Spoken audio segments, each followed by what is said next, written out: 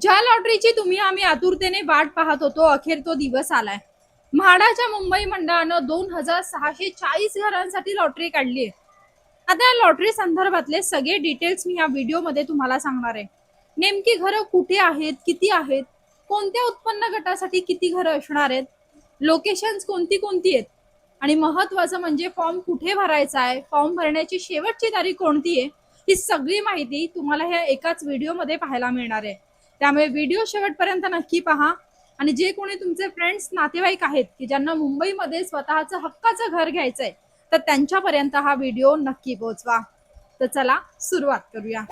आता नेमकी ही घरं कुठे आहेत तर गोरेगाव, दादर, गिरगाव, बोरिवली, विक्रोळीचं कन्नमवार नगर, पवई, तुंगा या ठिकाणी ही घरं आहेत. याशिवाय काही घरं ही अँटॉफिल, वडाळा इथे सुद्धा आहेत. तर ही सगळी महत्वाची लोकेशन्स आहेत. आणि यामध्ये आता नेमके कोणते कोणते उत्पन्न गट आहेत आणि कोणत्या उत्पन्न गटासाठी किती घरं आहेत हे सुद्धा मी तुम्हाला सांगते. अत्यल्प उत्पन्न गटासाठी 145 घर आहेत. अल्प उत्पन्न गटासाठी 858 घर आहेत.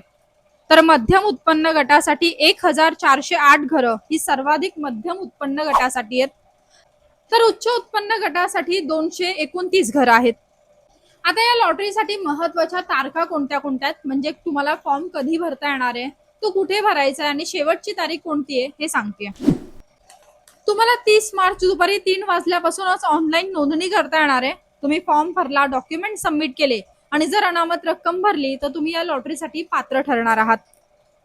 यानंतर ऑनलाईन अर्ज सादर करण्याची शेवटची तारीख ही 29 एप्रिल असणार आहे.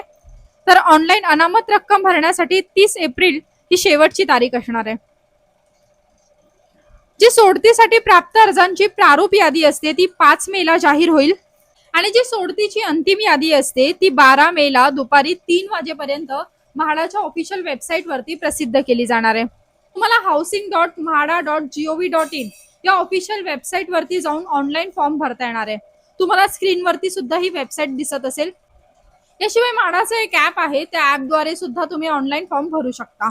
आता नेमका आपला पगार किती हवा आहे की आपण ह्या म्हाडाच्या लॉटरीसाठी कोणत्या उत्पन्न गटातून फॉर्म भरू शकतो हे पाहूयात.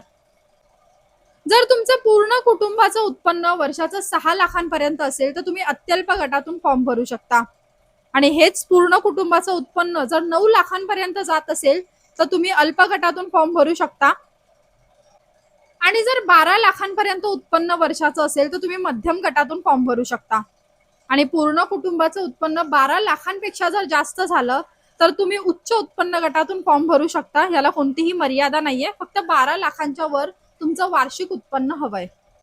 आता जर तुम्ही अत्यल्प गटामध्ये येत असाल तर तुम्ही अल्प गटासाठी फॉर्म भरू शकता आणि जर अल्प गटामध्ये येत असाल तर तुम्ही मध्यम उत्पन्न गटासाठी अर्ज करू शकता आणि मध्यम उत्पन्न गटावाले जे उच्च उत्पन्न गट आहे त्यासाठी अर्ज करू शकतात. म्हणजे तुमची जी कॅटेगरी आहे, जे उत्पन्न गट आहे त्याच्या तुम्ही एक स्टेप जाऊन हायर फॉर्म भरू शकणार आहात.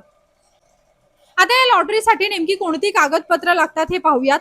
तुमच्याकडे अजूनही महिना आहे, त्यामुळे लवकरात लवकर डॉक्युमेंट्स काढून घ्या आणि जर तुम्ही खूप दिरंगाईने काम करत राहाल आणि जर तुम्हाला अर्जंटमध्ये ही कागदपत्र हवी असतील तर तुम्हाला एजंटकडे जाऊन जास्तीचे पैसे मोजावे लागतात. तर तुम्हाला महत्वाचं म्हणजे आधार कार्ड आणि पॅन कार्ड लागणार आहे. तुमचं आधार कार्ड मोबाईल नंबरशी लिंक असणं गरजेचं आहे. तुमचं जर लग्न झालेलं असेल तर जोडीदाराचं सुद्धा तुम्हाला आधार कार्ड, पॅन कार्ड द्यायचंय आणि तुम्हाला उत्पन्नाचा दाखला द्यायचा आहे किंवा तुम्ही जर ITR भरत असाल तर ते सुद्धा तुम्ही इथे सबमिट करू शकता. त्याशिवाय तुम्हाला डोमोसाईल सर्टिफिकेट लागणार आहे. तुम्ही जर दिव्यांग कोटामधून फॉर्म भरत असाल तर दिव्यांग जे सर्टिफिकेट आहे ते तुम्हाला द्यावं लागेल. पत्रकार कोटा असेल तर ते सुद्धा तुम्हाला पत्रकार जे सर्टिफिकेट आहे, जे तुम्हाला म्हाडाचे PRO देतात ते सर्टिफिकेट तुम्हाला इथे सबमिट करावं लागणार आहे. तुम्ही जर कास्ट मधून येत असाल, SC ST OBC असाल तर तुम्हाला कास्ट सर्टिफिकेट आणि कास्ट व्हेरिफिकेशन हे दोन्ही तुम्हाला सबमिट करावं लागणार आहे. जे माजी सैनिक आहेत, राज्य सरकारचे कर्मचारी आहेत, कलाकार आहेत, त्यांच्यासाठी सुद्धा या लॉटरीमध्ये विशेष कोटा आहे. या लॉटरीची जी किंमत आहे ती 32.5 लाखांपासून ते कोट्यवधींच्या घरामध्ये आहे. काही घरं ही 8-8 कोटींची सुद्धा आहेत. तर गोरेगावच्या पहाडीमध्ये तुम्हाला 32 लाखांपासून घर उपलब्ध होणार आहे, पण ते प्रधानमंत्री आवास योजनेअंतर्गत असणार आहे.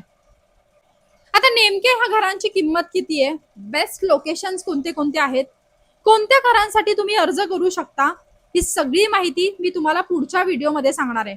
त्यामुळे तुम्ही आत्ताच चॅनलला सबस्क्राईब करून ठेवा, बेल आयकॉनवर क्लिक करायला विसरू नका. काही डाऊट असेल तर कमेंट करून नक्की विचारा. नमस्कार.